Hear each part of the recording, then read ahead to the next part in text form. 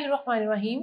अस्सलाम वालेकुम, मैं हूं नबीला बशीर और मैं आपको गौहर पब्लिशर्स में खुशामदीद कहती हूँ। Our slogan is redefining the geography of education through digital resources for conceptual learning. Dear teachers, इस वीडियो में हम स्किल अप वाक़फ़े आमा क्लास 3 का चैप्टर 14 करने वाले हैं, जिसका नाम है ज़मीन और खला। तो सबसे पहले हम करेंगे इसके हासिलात ताल्लुम। इस बाब के इख्तिताम पर तलबा इस काबिल हो जाएंगे कि तफ़हीम के हासिलात ताल्लुम है, वजाहत कर सकें कि हमारा निज़ाम शमसी एक बड़े सितारे और 8 सियारों से मिलकर बना है, जान सकें कि सूरज की हरारत और रोशनी ज़मीन पर ज़िंदगी कायम रखने में मदद देती है, जबकि ज़मीन वाहिद सियारा है जहाँ ज़िंदगी का वजूद है। शिनाख्त कर सकें कि ज़मीन पर सूरज के तुलू होने की सिमत मशरिक और सूरज ग़रूब होने की सिमत मगरिब है। मशरिक और मगरिब के लिहाज से जनूब और शुमाल की शनाख्त कर सकें।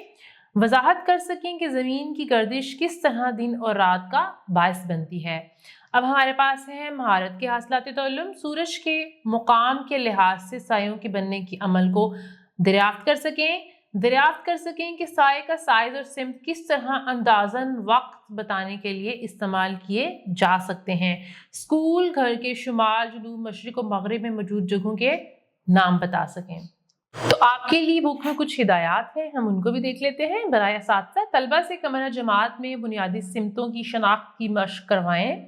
इनसे कमरे में मौजूद मेज़, दरवाजे, खिड़की, घड़ियाल वगैरह की सिमत के मुतल्लिक सवालात करें। जी टीचर्स, तो आप बच्चों को सोलर सिस्टम के बारे में बताएं। उसके लिए आप क्लास में एक मॉडल भी तैयार कर सकते हैं, जिसमें सूरज की और ज़मीन की लोकेशन के बारे में बच्चों को बताएं और बच्चों को बताएं कि सूरज ज़मीन से कितना ज़्यादा फासले पे है।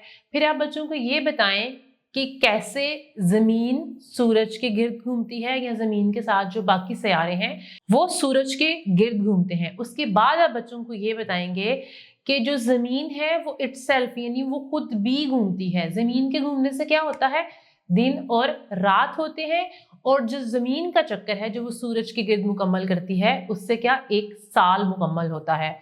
उसके लिए आप क्लास में मुख्तलिफ एक्टिविटीज़ करा सकते हैं। आप एक ग्लोब लें और उसमें बच्चों को ये कहें कि वो आइडेंटिफाई करें कि पाकिस्तान कहाँ पे है, या वो डिफरेंट जगहों पे टैग्स लगा सकते हैं।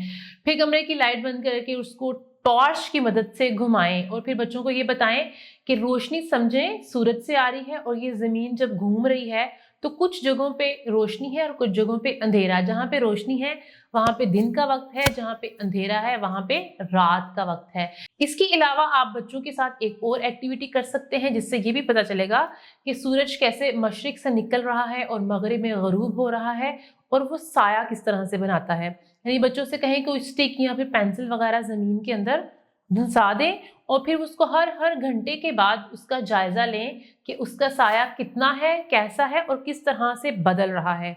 यानी साये का साइज और जगह किस तरह से बदल रही है सूरज के साथ साथ। इस तरह से आप इंटरेस्टिंग एक्टिविटीज़ के थ्रू बच्चों को ये कॉन्सेप्ट बहुत अच्छे तरीके से दे सकते हैं, और आप उनको कोई मॉडल्स बनाने का टास्क भी दे सकते हैं। आप बच्चों से ये कहें कि वो एक ग्लोब बनाएं, या फिर वो ग्लोब से पाकिस्तान का मैप बनाएं। और इसके अलावा आपके लिए गौहर पब्लिशर्स की वेबसाइट भी मौजूद है, जैसे कि www.goharpublishers.com। तो वहाँ पे भी आपको मुख्तलिफ रिसोर्सेज मिलेंगे, जैसे कि scheme of study, lesson plans, की बुक, टर्म वाइज पेपर्स और वीडियो लेक्चर्स। तो आप इन सब रिसोर्सेज का इस्तेमाल करके भी अपने लेक्चर को इफेक्टिव बना सकते हैं। वीडियो देखने का बहुत शुक्रिया। अपना बहुत सा ख्याल रखिएगा। अल्लाह हाफिज।